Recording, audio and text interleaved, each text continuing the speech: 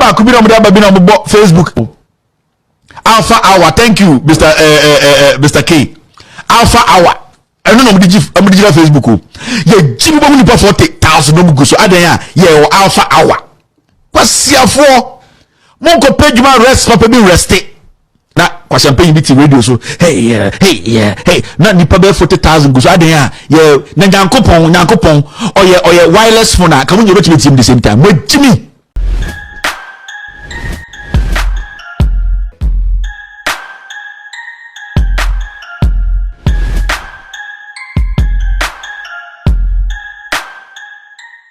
Somfo na natile na ne mabeji makunya kesi wa attention TV me ba bibie eja ye training issue atese e wo mamu ni se me bibie na ne ye tua to dendenden na me de abre eye me my Ghana pam chom subscribe channel no na mo share videos no across all the social media platforms so ever e ma me sa na wo like page ni se what ase na comment ni so e title dendenden University Foundation se ne de bia me ka chom na ne gi eye eja ka ho no so na aso ya tena ye de insensemi ni ma we nyina ye de be ebre mu nti University number no ene dash ko ne so peke na oni University eni enkomo enfa ejanka phone no hey yes of penny Abraham sense everything sense semi afa away sense media assemble ba Ghana ababa wo bi enso e de nanu sembi abetudwa afaye afa wan sense mi ya ho de say bloggers say mo blog ni e mo kan sem de fa ho wabe kan sem bi e de a share bloggers mo mienko na mo mienko tie embra yes na ya we asre wasoso adan kukusu a sabe ne topai a 17 years blogger sabe o tip Mexico. The blogging is all about YouTube or no monsan or you say he's just 17 years. Nansano mwa na da ko no monsan broso ena sabe ne jimi bete en we ye video and the drug lord I find Elmen show. So you'll be our type of mafia movies a shot. But we say drug lords yen for moon kwasi agurubi. So what I say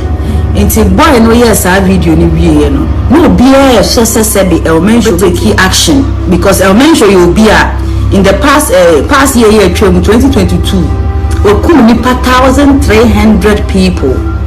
so 13,000 a day whatever the numbers be you know still a match omo crossing no omo betray no omo call boni diwo baby on fan chew as at last year not every day in Sinaloa nipa 69 each and every day na sa nipa we na opesa wode wafofo ekoforo into ngofo anima say Elmen should be take action be one take action be for 3 weeks and a boy blogger 17 years blogger no kwatena Guadalajara pub bi oti wono mo no and oye live say so ka kire obi a say Elmen show ntimi nya hye omumbra or sport we wo Guadalajara omumbra ne fans mbra no mwibi according to eyewitness anomo ho no gunmen be armed men be every restaurant be 7 armed men kitikita sabi AK-47 etwa kese omuwa restaurant one say so mu shoot ya until after the riot no bibia civil no ko hu say 17 years boy no ewo washroom ya boni 218 omu number ni age ne man we no chere ba akoka na ya ka say Elmen show ebi mususu ka say boy no should have known better sabi wo Mexico ho na wote obi oti outside Mexico crap yes I no crash sabi this drug lords omo very very dangerous to the extent that they can track you down not to talk of obi a woti kuro ni so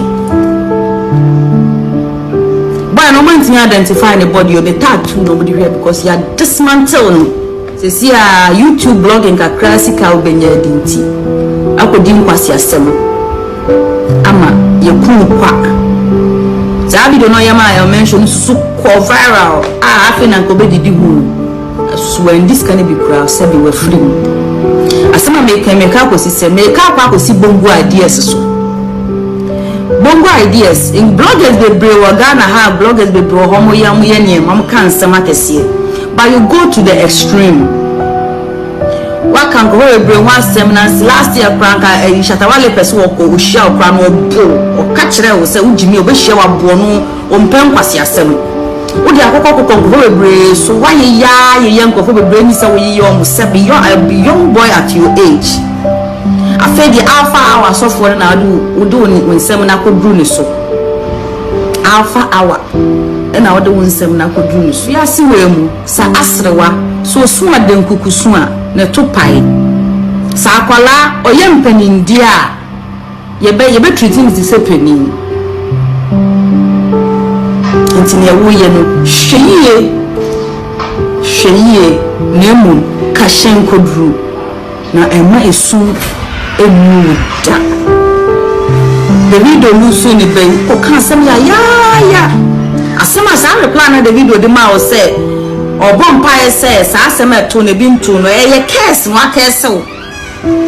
so obusuafo ehu ana opani bi wo fie ehu ade we obeka che o say find a way to apologize to the guy eye case no akese na wu nemu ntia enye case bia ne ye ka say na wenye we yo your case bi wo ho no ma wan hwe ya wu say case bi obi kra sabe ya wuti fa to na aba na mo amohu a ekobie kire na wu nya mo awo mo a sabe unkwasi ade a wuye nti wantumi anya sa adwuma no e wo sanka wo tu hufo na wu ni say ewiase we mo ma wo fra wo hia wo no o ma na wo sane a wo hia wo no eno bie ni mchina time a obi no be kasa etwase obi kan wasem you are going too far. Mesa makwa ba yemu odin edeba attention TV studio ebi me ne me sorry wa buy one ne bloggers na say o kana dwene ne sense match bloggers no na mesa edo suko ewo asem foforo ho ye Kevin Taylor so ede na nanu sem ene na je say wa we brain sem yi bi oni ekosi ene afa wa de we de je tua cho de ne no so abe kan sense bi ede afa mum yankoti eye Kevin Taylor so sense mo wo ede fa sa afa wa sem embra Aba kubira mu da bina mo Facebook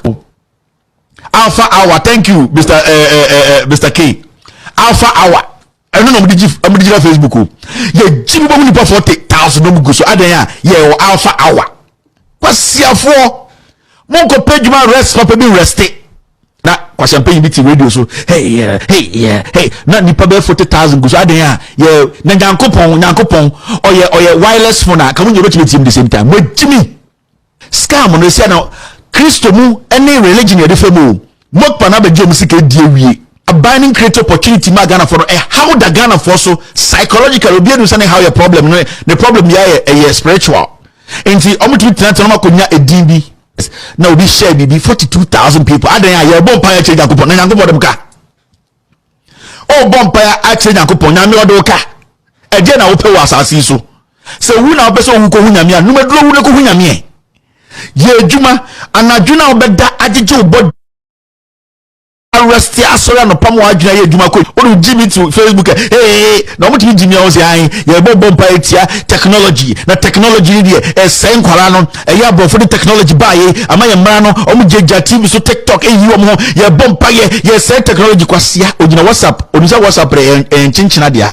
ogina technology so bompa etia wo technology nipa bibibi ye jimi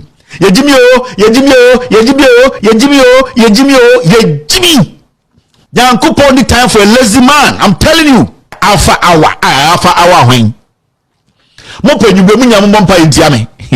O chama sa betina ha. Ai. Mope you be mo family prayer topic. O mo kan kure. Mesan emma kwa aba ni mu odin biem edeba attention team so. Pam show mo subscribe channel no me na mo share videos na across all the social media platforms so. Makra mo da sen yes I share.